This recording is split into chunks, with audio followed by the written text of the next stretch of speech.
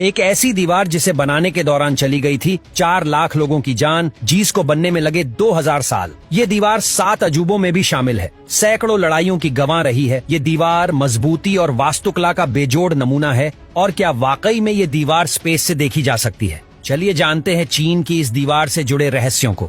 The great wall of China world की सबसे लंबी दीवार है। इसकी टोटल लेंथ 21,000 किलोमीटर है।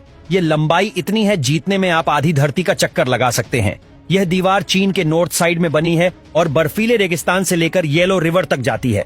इस दीवार को चीन के लोग स्टोन ड्रैगन कहते हैं, यानी पत्थर का एक ड्रैगन जो विदेशी आक्रमणकारियों से उनकी हिफाजत करता है। बात चाहे वास्तुकला की हो या आर्किटेक्चर की, ये दीवार एक शानदार मास्टरपीस है। हर साल 1 करोड़ से भी ज्यादा टूरिस्ट चीन के दीवार देखने के लिए आते हैं। ये वर्ल्ड के मोस्ट पॉपुलर टूरिस्ट अट्रैक्शन में से एक है। साल 1987 में इस दीवार को यूनेस्को ने वर्ल्ड हेरिटेज साइट का दर्जा दिया था और आज 7 वंडर्स ऑफ वर्ल्ड में भी ये दीवार शामिल है। इस दीवार का काफी हिस्सा ऊंची पहाड़ियों के बीच में बना हुआ है। कई जगह तो ऐसी है जहां पैदल पहुंचना भी दुर्लभ है। ऐसे में एक सवाल आता है कि सैकड़ों हजारों साल पहले इस दीवार को किस तरह बनाया गया होगा, और उससे भी बड़ा सवाल ये है कि इन दीवारों को बनाने की जरूरत ही क्यों पड़ी।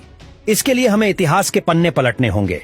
चीन में प्राकृतिक तौर पर काफी डाइवर्सिटी देखने को मिलती है। इसके एक हिस्से में कई नदियां, झीलें और उपजाऊ जमीन है, तो दूसरे हिस्से में सूखा रेगिस्तान और बंजर जमीन। सबसे पहले चीन के शांघाई प्रांत में रहने वाले लोगों ने खेती बाड़ी करनी शुरू की थी। वो येलो रिवर के पानी से सिंचाई किया करते थे। चीन के पड़ोस में मंगोलिया, मंचूरिया और झिंगजुआंग जैसे साम्राज्य थे। इन इलाकों में बहुत उपजाऊ जमीन नहीं थी। यहाँ पर अधिकतर लोग चरवाहे थे। मंगोलिया को तो आज भी नोमैडिक लैंड कहा जाता है। ऐसे में यहाँ रहने वाले चरवाहे अक्सर चीन में लूटपाट करने के लिए आ जाया करते थे। यहाँ पर लोगों से अनाज और अन्य सामान लूटकर वापस चले जाते थे। इसीलिए चीन के लोगों ने अपनी और अपने सामान की सुरक्षा के लिए शहर के चारों ओर दीवार बनाने की शुरुआत की। उन लोगों ने पहले अपना राजा चुना और एक एम्पायर बनाया। इसके बाद बॉर्डर डिफेंड किया गया और उसकी सुरक्षा के लिए दीवार बनानी शुरू कर दी। भारत में भी किले के चारों ओर लंबी और ऊंची दीवारें बनाई जाती थीं।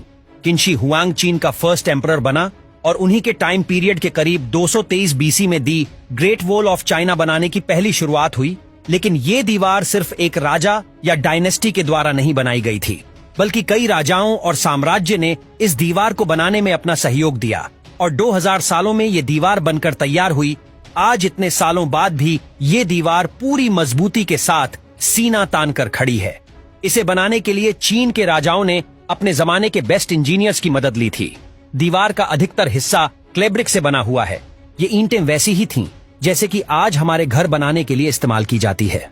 मिट्टी से ईंटें बनाकर उन्हें घंटों तक भट्टी में पकाया जाता था, जिससे वो मजबूत हो जाएं। लेकिन इन ईंटों का साइज आज की ईंटों के मुकाबले 4 गुना अधिक था। दीवार खड़ी करने से पहले नींव भरी गई है और ये न्यू ग्रेनाइट पत्थरों से भरी गई है।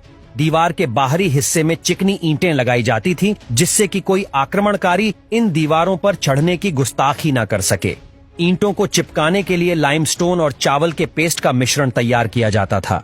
पूरी दीवार बनाने में 500 बिलियन ईंटों का इस्तेमाल हुआ है। ऐसे में आप अंदाजा लगा सकते हैं कि कितने टन चावल का पेस्ट भी इसमें लगा होगा। चीन की दीवार की एवरेज ऊंचाई 23 फीट है और चौड़ाई करीब 21 फीट। कुछ जगहों पर इसकी ऊंचाई 9 फीट है तो कई जगहों पर यह 35 फीट तक ऊंची है।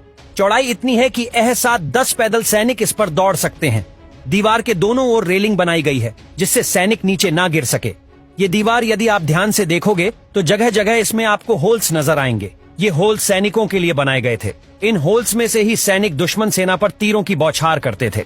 तोप और बंदूक गोले भी इसमें लगा दिए जाते थे। इसके अलावा हर 100 मीटर की दूरी पर वॉच टावर भी आपको देखने को मिल जाएगा। इन वॉच टावर्स के ऊपर चढ़कर सैनिक दुश्मन पर नजर रखते थे। यदि दिन के समय कोई खतरा महसूस होता तो सैनिक झंडा फहरा देते थे और रात के समय आग जलाकर सिग्नल देते थे। वॉच टावर के नीचे एक कमरा होता था जहां 25 सैनिक रह सकते थे। सैनिक खाना खाने और आराम करने यहां आते थे। पूरी दीवार में ऐसे 25,000 वॉच टावर्स आपको देखने को मिल जाएंगे। यदि कोई दुश्मन नजदीक आता या फिर दीवार पर चढ़ने की कोशिश करता तो सैनिक उस पर बड़े बड़े पत्थर फेंक देते थे। थोड़ी ऊंचाई से देखने पर यह दीवार किसी सांप जैसे लगती है। एक और बात जो शायद आपने भी बचपन में सुनी होगी वो ये है कि ये दीवार स्पेस से भी दिखाई देती है, लेकिन असल में इस बात में कोई सच्चाई नहीं है। अंतरिक्ष से या चांद से चीन की ये दीवार नजर नहीं आती। अगली बार अगर आपसे कोई ये बात कहे तो उससे आप सच बता सकते हैं। इस दीवार के अंदर कई खुफिया सुरंग और दरवाजे भी बने हुए हैं। ये रास्ते सिर्फ चीन के सैनिकों को ही पता थे। इनसे वो एक जगह से दूसरी जगह बहुत कम समय में पहुंच सकते थे। कुछ हिस्टोरियन का ऐसा भी मानना है कि इन गुप्त दरवाजों से चीन के सैनिक मंगोल में प्रवेश करते थे और वहां पर लूटपाट कर वापस आ जाते थे। इस दीवार को बनाने में करीब 20 लाख मजदूरों ने अपना योगदान दिया था।